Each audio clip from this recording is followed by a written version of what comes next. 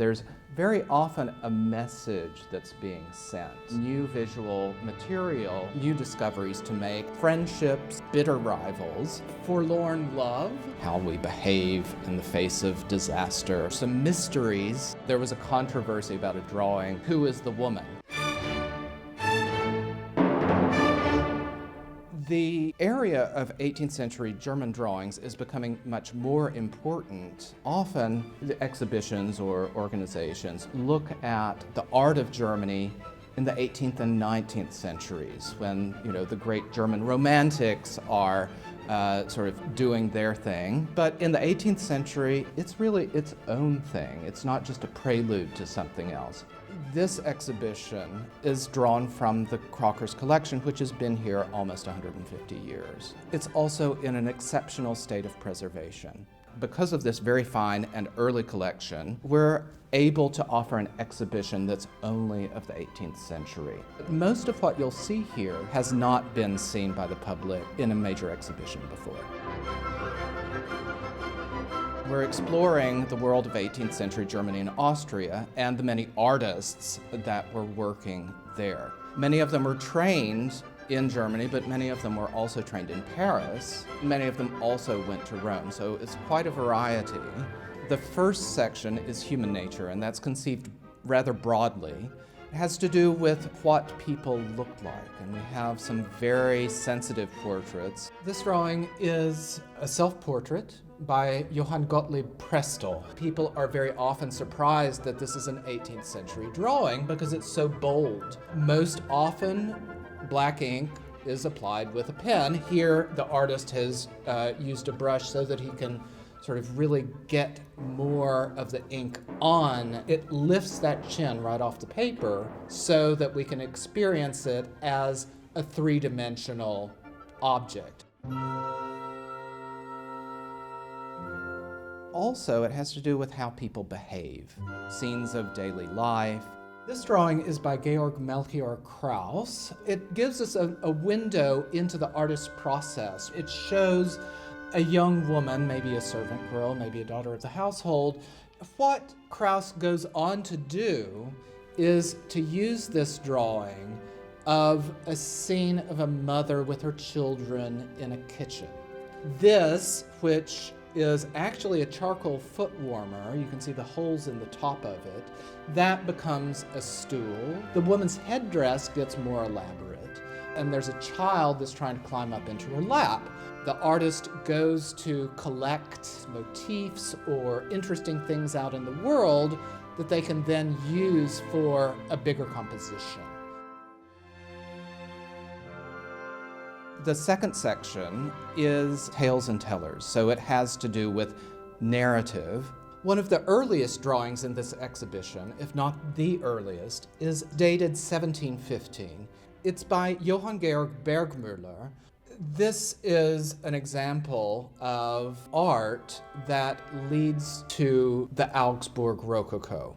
Rococo as being this very ornamented style. In Augsburg, they take that visual language and then use it for everything from altarpieces to book plates. This drawing was likely the one that was shown to the patron before the altarpiece was painted. So it's called a presentation drawing. You have St. Michael here, St. George up here. The real challenge for the artist was to make all of these figures who are interacting in various ways make it make sense.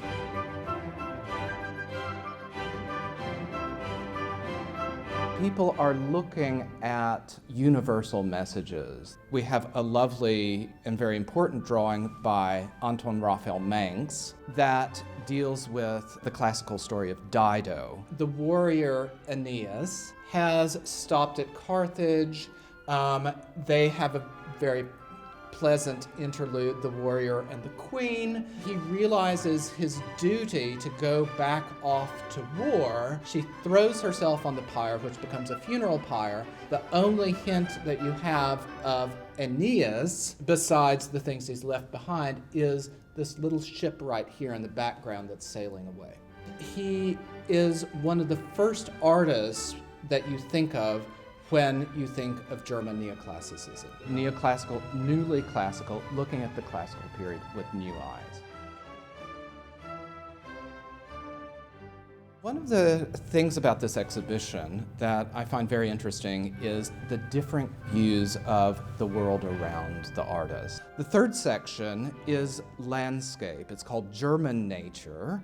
This drawing is by Christoph Natte, and there are actually 4 drawings by him in the exhibition, all in different landscape modes. Natte is creating a sort of pleasant place for us to go, a sort of classicizing, sort of idealized world. It's very much like a stage set. We can actually go into the landscape ourselves visually. We also have views of nature up in the mountains of Germany, in the valleys of Germany. This drawing is very unusual from the point of view of technique. German artist Johann Georg Wille, or as the French called him, Jean-Georges Wille, he was the printmaker to the French king. What he did was create a habit that was passed down for generations of sketching trips into the countryside. By the 19th century, there was an entire little itinerary of sites along the Elbe River. You can see what a great influence he had on the habits of later artists in relation to the landscape. This is one of the new acquisitions that's in the exhibition. It's a sketchbook by Johann Christian Klengel from 1785. So we're very lucky that it survived, and we were very lucky to be able to acquire it. He took it with him on a sketching trip in southern Germany. With this sketchbook, we're able to experience the very beginnings of the artist's process. You can see how fast he's working because the foliage is just almost scribbled. You can trace his steps in a certain way at the distance of several hundred years. The collection of 18th century German drawings here is one of the collections that makes this institution unique. One of the motivations for this exhibition is to contribute to an area that in English is a little bit understudied. There was a lot of research having to do with artists' lives. There were 2 artists in this exhibition who were bitter rivals. There was a controversy about a drawing that has Socrates who's talking to a woman. And the question was, who is the woman? Now we know exactly what's happening. Also looking at the networks of artists who have been working more closely together than you would think.